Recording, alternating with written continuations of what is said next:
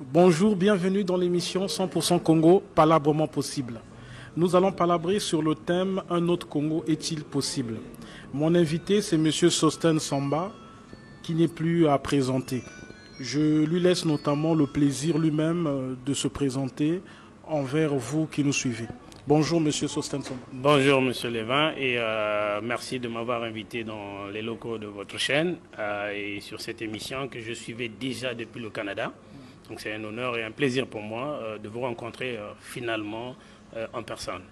Et c'est très simple. Sostène Congodila Samba, c'est un compatriote congolais. Je suis président fondateur du mouvement citoyen Carton Rouge, secrétaire général à la Fédération de Brazzaville, chargé des collectivités locales et des questions électorales du CNR.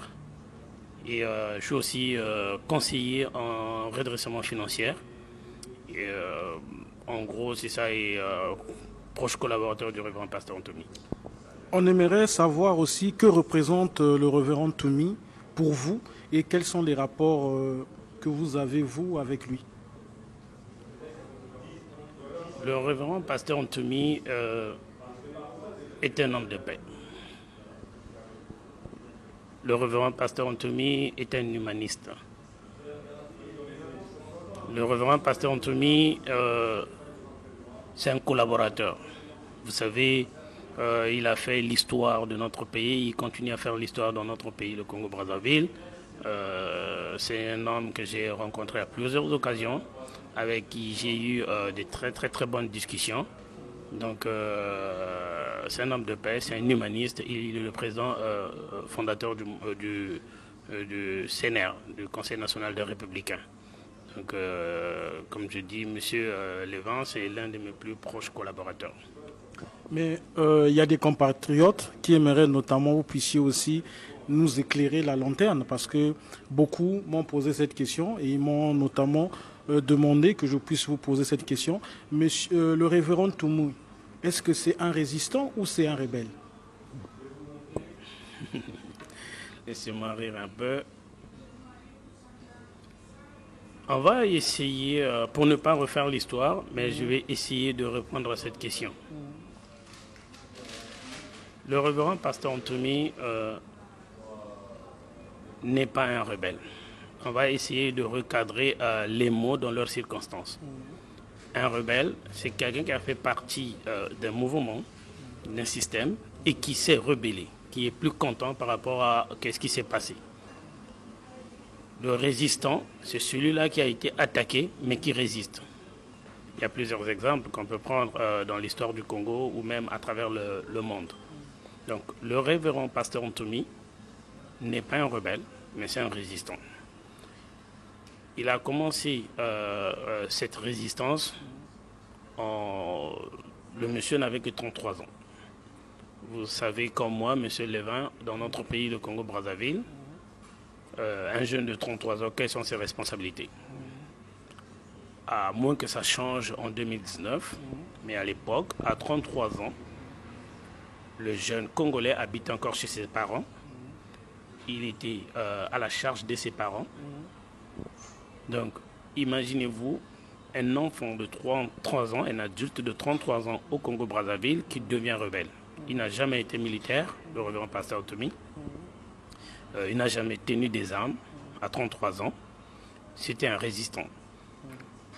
Le plan Mouebara qui a été ficelé dans les locaux de Mpila avait commencé son cours en 1997 avec le feu Bernard Kolela. Ntoumi, avec d'autres Congolais du Sud, plus précisément dans le pôle, ne voulait pas laisser le régime de Brazzaville de 1998 décimer toute la population du pôle.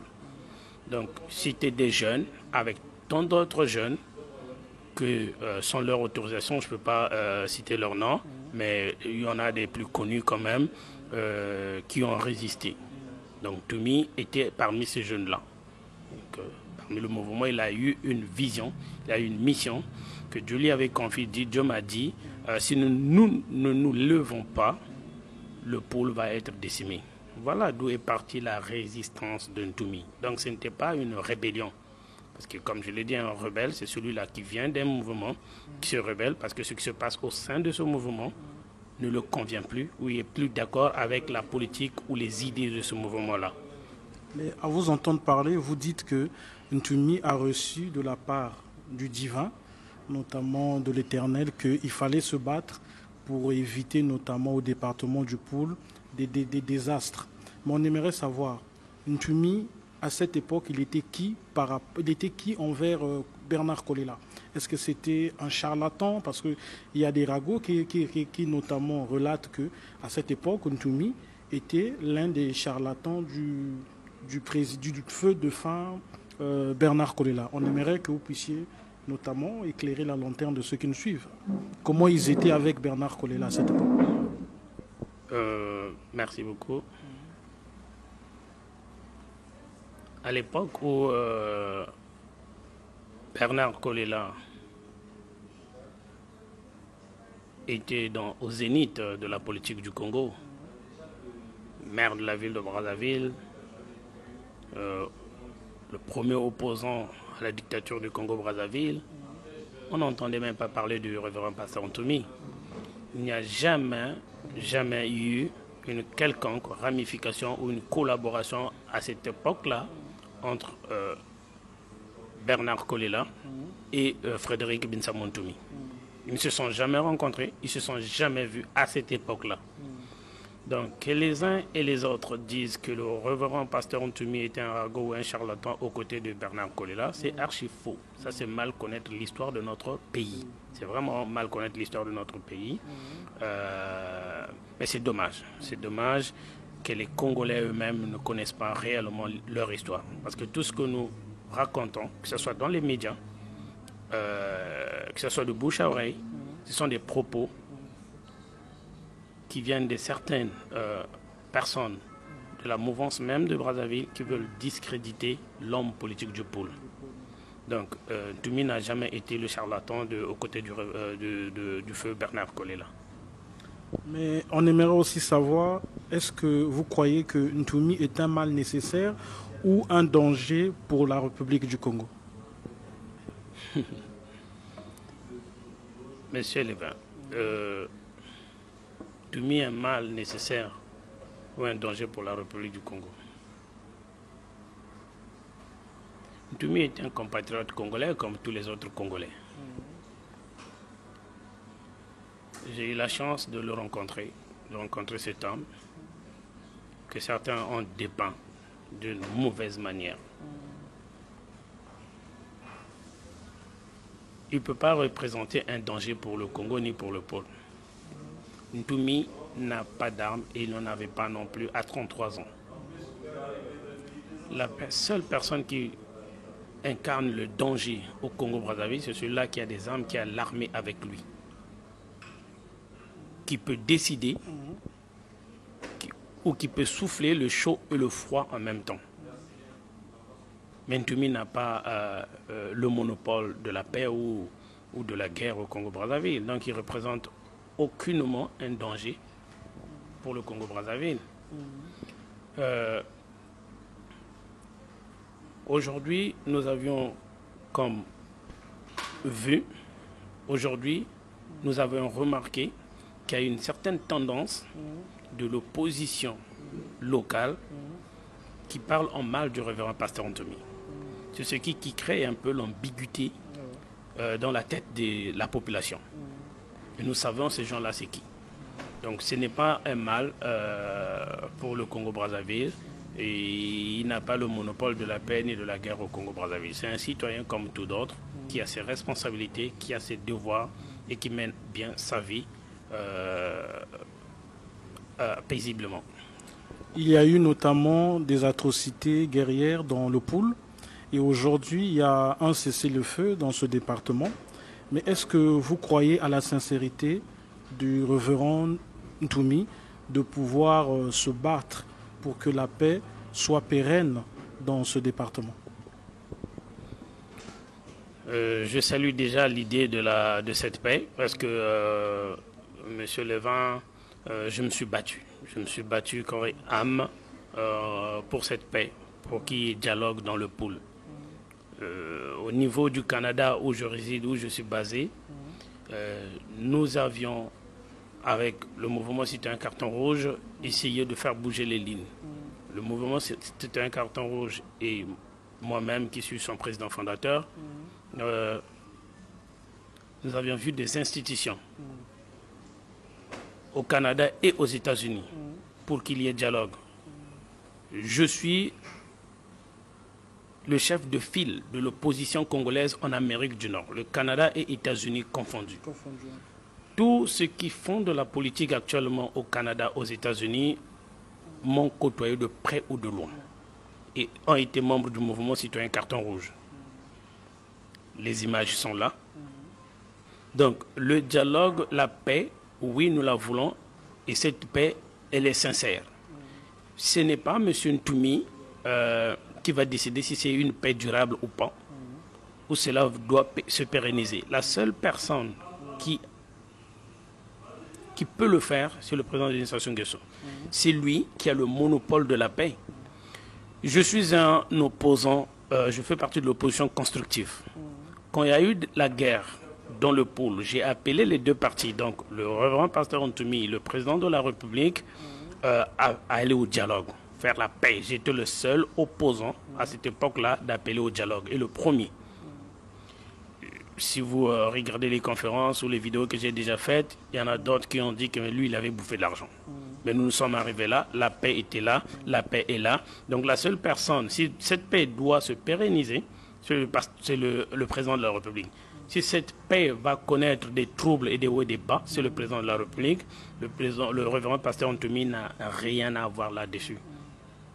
Mais on aimerait aussi savoir, est-ce que dans le pool, il y a un problème de leadership?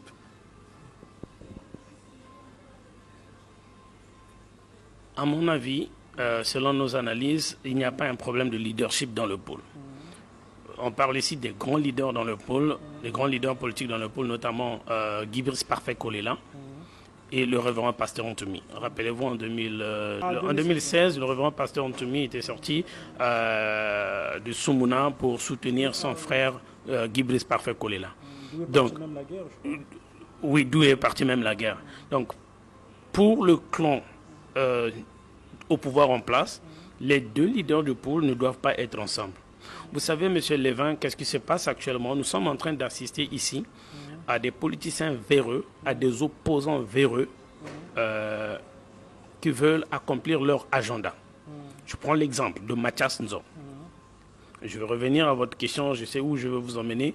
Je vais aussi demander aux téléspectateurs, ceux-là qui auront l'occasion de regarder cette vidéo, de faire attention à ce que je vais dire maintenant. Monsieur Mathias Nzo a fait la guerre avec Ntoumi. Monsieur Mathias Nzo, c'est lui qui a financé le pouvoir de Brazzaville. La guerre de Brazzaville, c'est lui qui l'a financée en 1998. En 2009, il était parti voir le révérend pasteur Ntoumi pour que le révérend le soutienne, qu'il soutienne sa candidature. Sachant bien que c'est lui qui avait financé la guerre du 5 juin, la guerre de 1997, la guerre de 1998, il était le ministre des Finances. Mathias Nzo était un rebelle. Ce n'est pas un opposant. Vous comprenez? Mais lui, il refuse aujourd'hui, Mathias Nzo refuse qu'on puisse considérer le révérend Ntoumi comme étant membre de l'opposition congolaise. Ça dépend de lui, de qu'est-ce qu'il pense Mathias Nzo. Mais nous également, dans l'opposition, on ne considère pas Mathias Nzo comme étant un opposant. Mathias Nzo est un rebelle. Pourquoi? Il a fait partie du système Sassou Nguesso. Ce n'est pas parce que quand tu es au pouvoir, tu n'es pas opposant, mais quand Mathias Nzo a été éjecté de son fauteuil, il devient opposant. Donc ça, c'est un rebelle. C'est quelqu'un qui s'est rebellé parce que tout simplement, il avait perdu son fauteuil. Vous comprenez? C'est là toute la différence entre le révérend pasteur Antoumi qui n'a jamais travaillé à l'époque avec M. Denis Sassou Nguesso et Mathias Nzon qui a travaillé avec Sassou Nguesso et qui est passé à l'opposition tout simplement parce qu'il était frustré. C'est ça la rébellion. Tous les membres qui ont constitué le FROCAD hier ont travaillé tous avec Sassou. C'est des rebelles. Tout simplement, ils avaient perdu leur poste. Que ce soit Mounarik, Mathias Nzon, aujourd'hui on a parlé de Mokoko, de Okombi Salissa, tout ce monde-là, c'est des rebelles. Donc eux, ils se rebellent face à un système qui est despotique. Qu'ils ont eux-mêmes créé, parce qu'ils sont à l'origine de ce système-là. C'est eux qui ont créé Sassou Nguesso. C'est Mathias Nzon qui a financé la guerre de 1997. C'est Mathias Nzon qui était le financier en 1998. Vous comprenez? Donc Mathias Nzon n'est pas un opposant, c'est un profito-situationniste. Il veut attirer l'attention en parlant du révérend pasteur Antoumi, alors qu'en 2009, c'est lui qui est parti voir le révérend pasteur Antoumi en sollicitant l'aide du révérend pasteur Antoumi.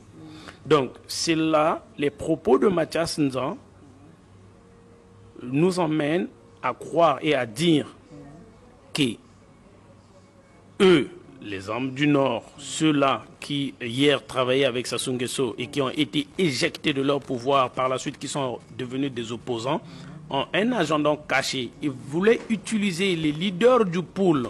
Ils voulaient utiliser les leaders du pôle, notamment Guibris Parfait Kolela, le révérend pasteur Antoumi, pour asseoir leur agenda. Et comme cela n'a pas marché, Mathias Nzon sort des propos que nous avions entendus quand il est passé dans une des chaînes ici dans la diaspora. Donc, il n'y a pas de guerre de leadership dans le pôle. Ces deux grands leaders que nous avions dans le pôle, Guibris Parfait Kolela et le révérend pasteur Antoumi, qui travaillent, chacun a sa vision de voir les choses, mais les deux travaillent pour la population du Congo, pour le bien de la population du Congo. On aimerait aussi savoir, est-ce que le salut du Congo peut-il venir du révérend pasteur Antoumi? Si oui, comment et pourquoi? Écoutez, le salut du Congo peut venir de n'importe quel Congolais. Ça peut venir de toi, ça peut venir de moi, ça peut venir du révérend pasteur Antoumi s'il s'implique dans ça. Et comme il a su le faire tout le temps. Ce que nous voulons au Congo actuellement, c'est la paix, premièrement. Et nous voulons qu'il y ait, que cette paix se pérennise afin que ceux qui veulent être des candidats à une quelconque élection présidentielle le fassent avec dignité, avec confiance et sans craindre quoi que ce soit. Quelle est ta vision pour le révérend pasteur Antoumi? Écoutez, le révérend pasteur Antoumi est le président fondateur du CNR. Il est toujours président jusqu'à preuve du contraire. Je l'avais dit en amont que c'est un homme, c'est un humaniste. C'est un humaniste, c'est un homme de paix. Et nous sommes en très bons termes en tant que collaborateurs. Ce qu'il veut du Congo, c'est la paix et le développement de ce pays-là. Il y a eu notamment dans l'actualité politique de notre pays, à un moment où le CNR a été suspendu dans la considération notamment de notre pays comme étant un parti politique. Aujourd'hui, ces mêmes autorités réintègrent encore ce parti dans le processus partisan de notre pays. Mais on aimerait savoir, qu'est-ce que vous pensez concrètement, puisque l'actualité aussi aujourd'hui, ce sont les élections 2021, j'allais dire, excusez-moi, 2021. Vous qui, hier, on vous avait effacé de la liste des partis politiques du Congo, aujourd'hui, on vous réintègre dans cette liste-là. Qu'est-ce que vous pensez de l'avènement de ces élections-là, présidentielles ou législatives? Comment vous analysez ça dans votre parti, avec vos partisans? Comment vous préparez à ce moment qui sont très historiques pour notre pays? Merci, Monsieur Levin. Écoutez, le Congo va connaître une période électorale en 2021, éventuellement donc les élections présidentielles. Le CNR, à date, n'a pas un candidat à ces élections présidentielles-là. Pour ma part, je considère actuellement que le président Denis Sassou Nguesso a fait son temps, premièrement. La Constitution de 2016 ne lui donnait plus la possibilité ni l'autorisation de se représenter. Mais le monsieur est là, il est président du Congo. Le CNR n'a pas un candidat. Il y a beaucoup d'autres candidats, comme Guy Parfait Kolela. Vous savez qu'est-ce que je pense de ces élections?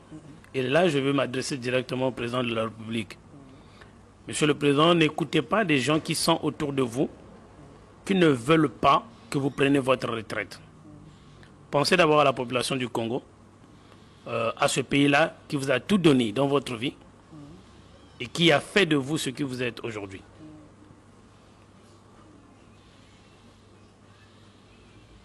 Ce que je pense des élections en 2021, notre pays actuellement est divisé. Qu'on ne vous trompe pas, le pays est divisé. L'homme du Sud pense que les Mboshi, les hommes du Nord, sont en train de dilapider le pouvoir ou les richesses du pays. Et moi, je dis, c'est archi faux, ce n'est pas tous les Mboshi qui profitent. Ce n'est pas tout l'homme du Nord qui profite de ça. C'est un clan. Oui, peut-être qu'ils sont Mboshi, mais il y a des Teke, il y a des Lari là-dedans aussi. Donc, ce n'est pas les Mboshi. Il faut qu'on enlève un peu cet amalgame-là, que les gens pensent que ce sont les Mboshi seulement qui bouffent l'argent là-bas. Donc, c'est un système, c'est un clan de Sassou et ses amis. Je demande au président de la République, Denis Sassou Nguesso, s'il est le président de la République, s'il veut la paix au Congo-Brazzaville, vous savez quoi? Qu'il laisse la place à Guy Parfait Kolela.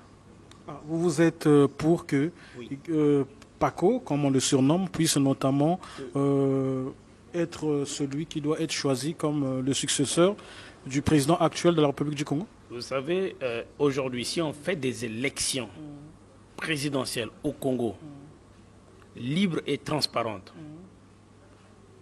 le révérend pasteur Antoine n'est pas candidat. Et il a déjà dit dans le passé qu'il ne veut pas être candidat aux élections présidentielles.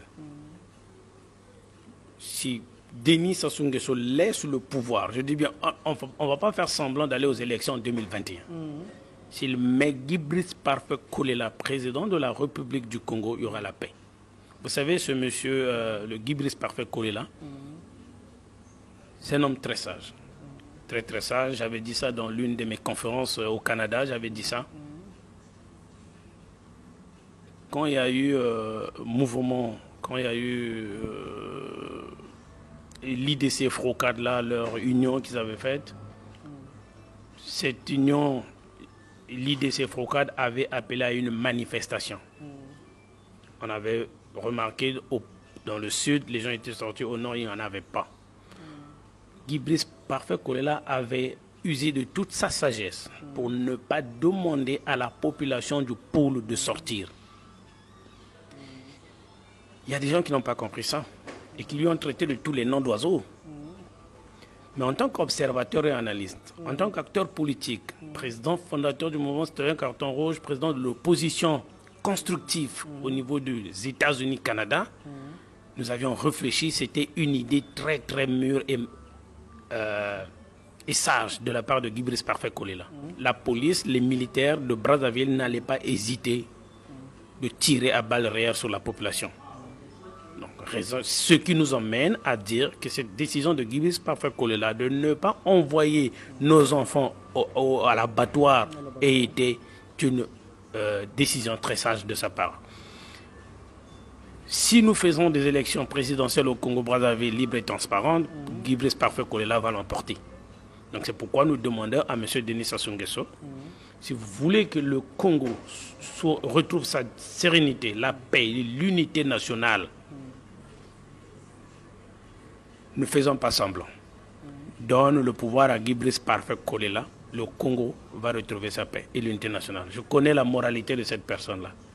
Oui, mais cette même personne dont vous connaissez la moralité ou dont vous êtes en train aujourd'hui de glorifier la sagesse, c'est aussi cette même personne qui avait relaté jadis, quand il y a eu des troubles dans le pôle, que pour lui, il trouvait que le pôle n'était pas en guerre et que cette guerre n'avait pas lieu d'être. Au moment où dans le pôle, on savait tous qu'il y avait l'armée qui notamment était à la recherche d'un Ntoumi, qui pilonnait, et des populations qui étaient en fuite.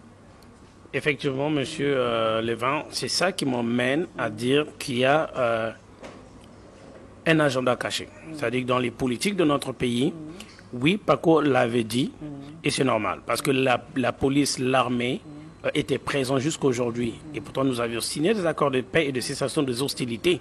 Mais ils sont toujours présents dans le pôle et ils occupent toujours les positions qu'ils occupaient avant les hostilités. Pourquoi sont-ils pas sortis du pôle? Ils sont toujours là. Donc cette guerre n'avait pas son lieu d'être. Et j'avais dit dans la question précédente, c'est le président de la République qui souffre le chaud et le froid. À votre avis, monsieur Lévin, qu'arrivera-t-il à un juge qu'on envoie dans une prison où la moitié des prisonniers a été envoyée par lui? Vous comprenez? Je comprends.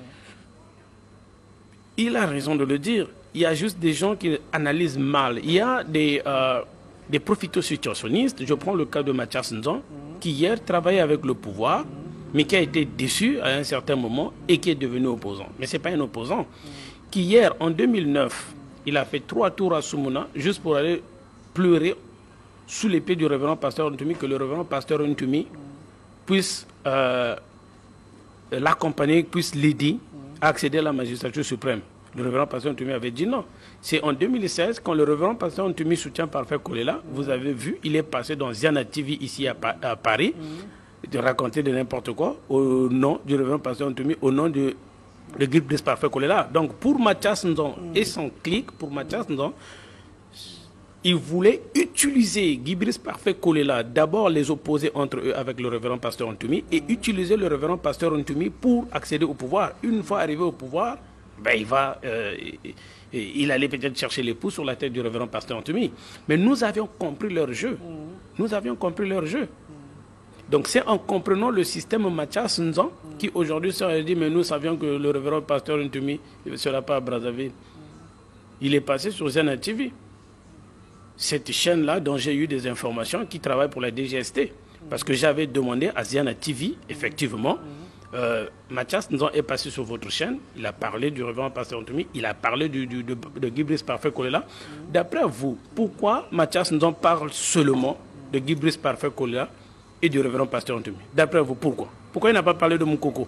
Pourquoi il n'a pas parlé de Okombi? Peut-être c'est pour les diaboliser. Hein? C'est tout simplement ça. C'est pour les diaboliser. Donc, il parle de 2 leaders que nous avions dans le pool en disant qu'ils ne vont pas accéder à la magistrature suprême. Et c'est lui, Mathias Nzon, qui va accéder. Alors que lui, il a fait la guerre avec Ntoumi en 1998. Mathias Nzon a fait la guerre avec Ntoumi. C'est lui qui a installé Sassou Nguesso au pouvoir en 1998, Mathias Nzon.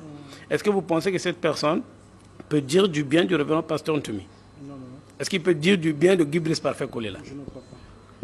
Donc, c'est maintenant à la population du Poul, à la population du Sud, aux Congolais d'être très sages, parce qu'il est en train de s'aimer l'ambiguïté dans la tête des Congolais. Vous comprenez?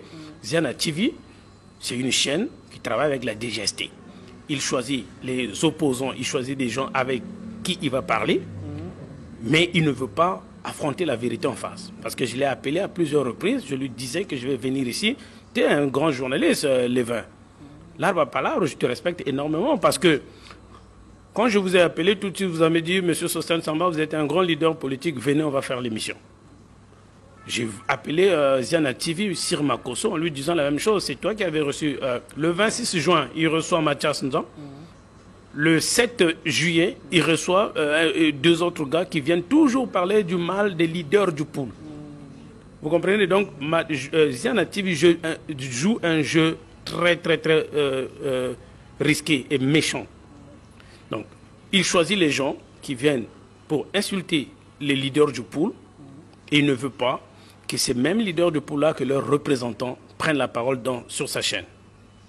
Donc, Ziana TV, c'est une chaîne qui travaille avec le pouvoir de Brazzaville. Il est entretenu par certains opposants qui font le jeu du pouvoir de Brazzaville. Ces opposants-là, qui ont un double agenda, mais qui n'ont pas réussi à manipuler les leaders du pôle, aujourd'hui qui passent sur cette chaîne bidon, Ziana TV, pour venir diaboliser Guy Brice Parfait Kolela et le révérend pasteur Ntoumi. Mais nous avions compris leur jeu. Il y en a plein comme ça. Il y en a plein comme ça, des opposants profito-situationnistes et des chaînes de télévision ici dans la diaspora, surtout en France, qui travaillent avec le pouvoir de Brazzaville. Dans Ziana TV, ils travaillent avec le pouvoir de Brazzaville. Nous avions su ça. Nous avions su ça. Ces opposants-là viennent par exemple à Paris Et nous n'avions jamais vu Mathias Nzon, ou le chef de l'opposition congolaise, qui est Tati Mabiala, ait été reçu à l'Élysée, ou à Matignon, ou au Quai d'Orsay. Et pourtant, dans d'autres pays, nous voyons bien ces opposants-là, qui sont reçus par Macron aujourd'hui. Vous comprenez? Donc, ils peuvent peut-être être reçus officieusement, mais officiellement, nous n'avions jamais vu ni Mathias Nzon, ni un des opposants congolais être reçus ici, par les officiels, officiellement à Paris. Vous comprenez? Donc, ils arrêtent de diaboliser l'homme du pool, les leaders du pool. Mais nous avions compris leur jeu.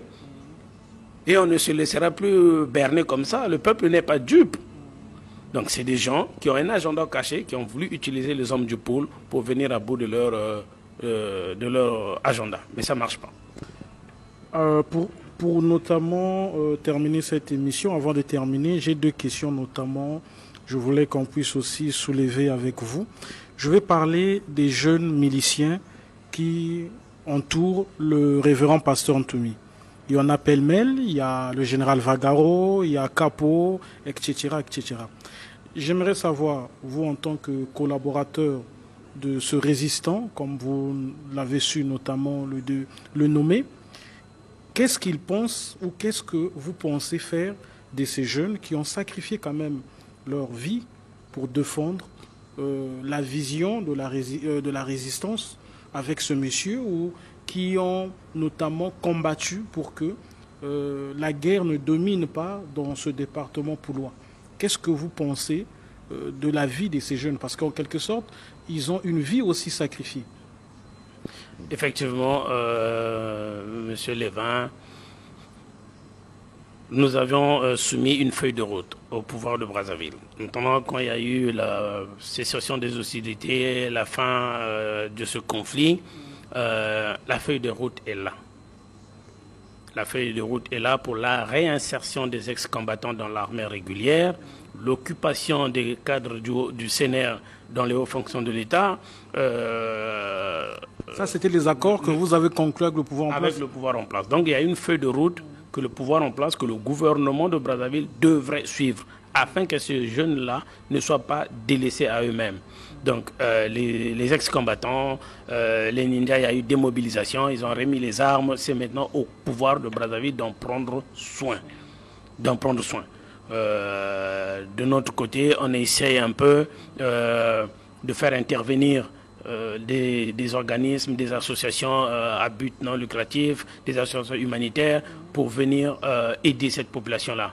Le révérend pasteur Ntoumi et moi-même, on avait eu l'idée, le pool, dans un pays qui se respecte, un gouvernement qui se respecte, le pool devrait être considéré comme une zone sinistrée, tout le pool. Et on avait même demandé qu'il y ait une exonération de douane pour le pool, afin d'aider à la reconstruction de cette région-là. Vous comprenez? Donc, le gouvernement de Brazzaville, nous estimons qu'ils vont suivre la feuille de route qui leur a été soumise afin que ces jeunes-là retrouvent l'emploi, la réinsertion des ex-combattants dans l'armée régulière, et ceux qui ont les diplômes, pourquoi ne pas occuper les fonctions dans la fonction publique, etc., etc. Ma dernière question serait notamment de savoir, le mouvement citoyen Carton Rouge, c'est quoi concrètement? Okay. Merci beaucoup. Écoutez, le mouvement citoyen Carton Rouge, c'est un mouvement à essence populaire. Ce mouvement est né au Canada où je réside. Dans quelle ville? C'est à Montréal. Donc à Montréal, on était étudiants à l'époque. Nous avions mis en place le Carré Rouge à l'époque où Pauline Marois était encore Premier ministre du Québec. Donc c'était pour dénoncer un peu qu'est-ce qui s'est passé au niveau du Québec. Et de là m'est venue l'idée de créer le mouvement Carton Rouge. Au Canada, c'était le Carré Rouge. Alors nous avions juste pris ce même label, ce même concept pour mettre le Carton Rouge. Pourquoi? Suite à notre pays, la dictature qui dure depuis plus de 40 ans, le manque d'électricité, le plein chômage au pays, le manque d'eau potable, la santé ne marche pas. Donc à cette époque, nous avions voulu mettre en place ce mouvement citoyen Carton Rouge et nous avions invité les Congolais à y adhérer massivement afin de sanctionner la mauvaise gouvernance du pays. Donc, ce que nous voulons actuellement, comme je vous l'avais dit en amont, M. Lévin, nous réclamons de l'opposition constructive. Hier, quand il y a eu la guerre, les hostilités, nous avions demandé qu'il y ait le dialogue, ce qui a été fait, mais on ne doit plus chaque fois, à chaque moment dialoguer. On en a eu des dialogues. On a eu le dialogue de Sibiti, on a eu le dialogue de Ouesso, on a eu le dialogue de Brazzaville, le dialogue de Iné. On a eu plein de dialogues. Mais le peuple ne se retrouve toujours pas. Et chaque fois qu'il y a dialogue, il y a partage du pouvoir.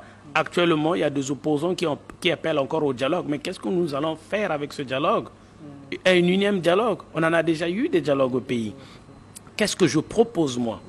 Je propose plutôt qu'on ait un forum économique et social pour le Congo, afin de définir les priorités de notre pays. Pourquoi notre pays aujourd'hui est en proie à la crise? Le FMI vient d'octroyer encore le prêt au Congo. Et c'est une bonne chose, et c'est une mauvaise chose. Une bonne chose, oui, parce que les gens vont être payés et tout, mais une mauvaise chose, parce qu'on ne doit pas tout le temps rester des bébés. Le Congo doit diversifier son économie. On ne doit pas compter que sur le pétrole. Ce que nous proposons actuellement, c'est qu'il y ait un forum économique et social du Congo. À vous entendre parler, donc accepter les aides financières étrangères ne nous permet pas d'être matures. Vous savez, le Congo, c'est un petit pays.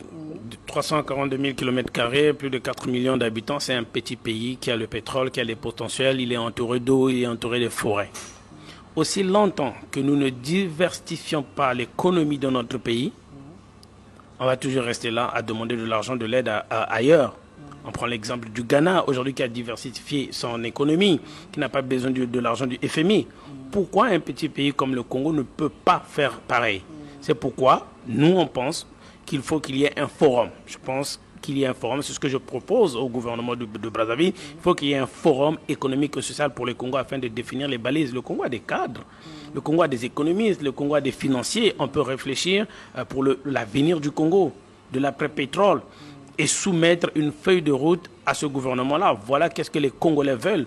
Parce que si Mathias Nzan, ces opposants-là qui demandent le dialogue, c'est pour partager le pouvoir après. Parce qu'après le pouvoir, après le dialogue, il faut partager le pouvoir. C'est encore là un gâteau qui veulent se tailler entre eux. Mais est-ce que la population va manger ce dialogue? Donc les vrais problèmes auxquels nous devrons nous atteler actuellement, c'est l'économie de notre pays qui ne va pas. C'est pourquoi je lance cet appel. Il faut qu'il y ait un forum économique et social pour le Congo afin de définir les priorités de notre pays. Merci notamment de nous avoir accordé cette interview, Monsieur Sostène Samba. Je crois que vous êtes même ici dans la diaspora pour voir aussi les bases de comment créer ce forum dont vous proposez à nos autorités, si je ne me trompe pas. Tout à fait, oui. Il y aura des audits. On va essayer de proposer cette idée-là. Je l'ai lancée, c'est une idée qui m'est venue. Je l'ai lancée comme ça, acquis de droit.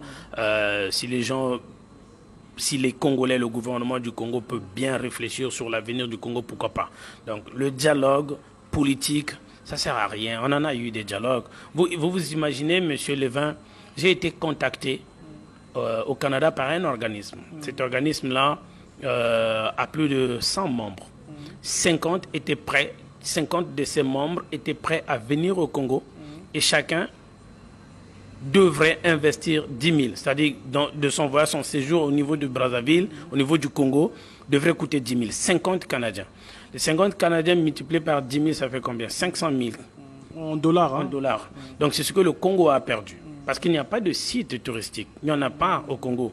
Vous voyez, il n'y a pas de site touristique. Les gens m'ont contacté, disent oui, monsieur Samba, nous avions suivi le mouvement, nous t'avons écouté dans les conférences, mais nous, on aimerait venir au Congo. Ils étaient au nombre de 50.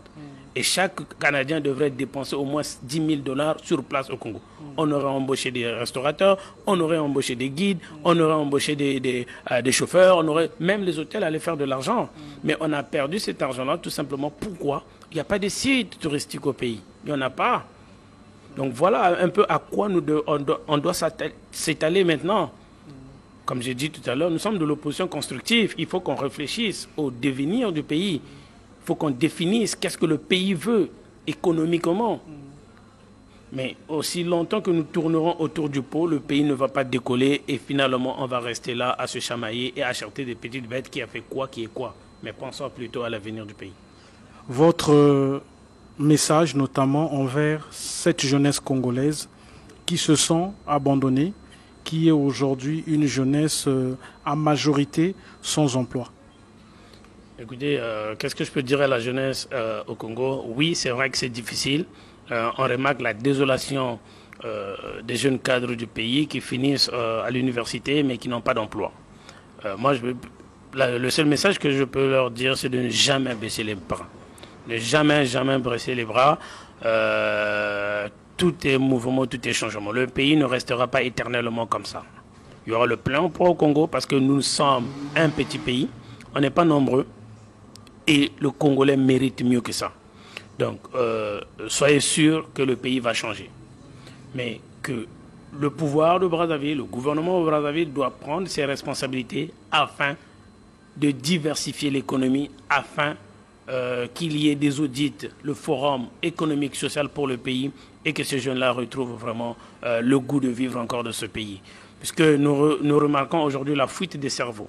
Nous avions des cadres au pays, mais qui immigrent à l'extérieur. Pourquoi? Parce qu'il n'y a pas la stabilité politique au pays, il n'y a pas la stabilité économique au pays, il n'y a pas la stabilité sociale au pays.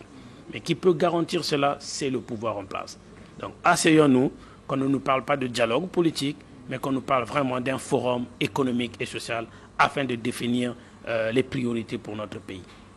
Merci, Monsieur Sostène Samba, président fondateur du mouvement citoyen Carton Rouge. Sur ce, je vous dis à la prochaine émission où il y aura une nouvelle thématique et une nouvelle thématique.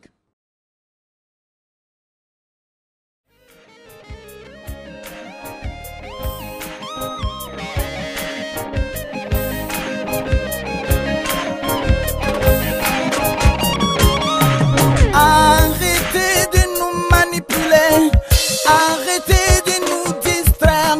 Si vous n'avez rien à faire, me pas. Nous ne voulons plus de ça. Nous ne voulons plus de ça. Les guerres injustes.